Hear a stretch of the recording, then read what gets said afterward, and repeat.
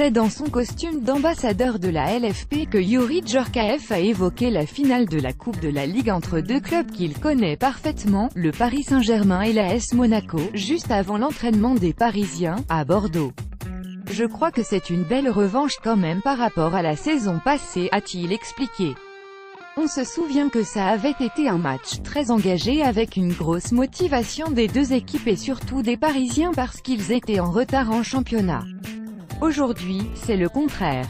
Donc c'est aussi une belle opportunité pour Monaco de gagner un trophée.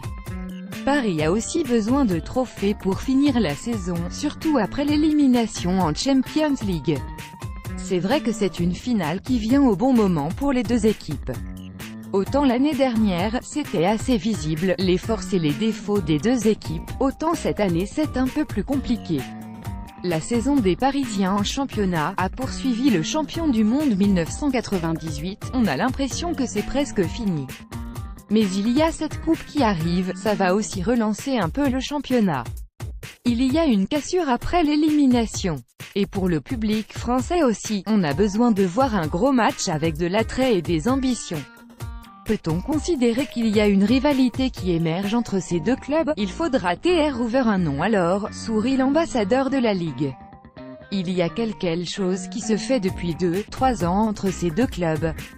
On le sent aussi dans les joueurs qui sont convoités par les uns ou par les autres et surtout, l'année passée où il y a eu Mbappé qui a signé au PSG. Il y a eu aussi Fabinho qui a été annoncé, Sidibé. Donc ça veut dire que ces deux clubs sont ce qui se fait de mieux dans le championnat français, même si on parle aussi de Marseille et Lyon.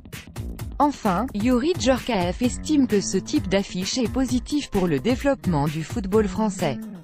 Quand on voyage, on la met en valeur, et la Ligue française aujourd'hui a des arguments qui sont de plus en plus visibles. Il y a un marché derrière avec l'Angleterre et l'Espagne, mais il faut que le français soit de plus en plus compétitif. On a la meilleure formation au monde, des stades magnifiques, l'héritage de l'Euro 2016. Il faut en profiter.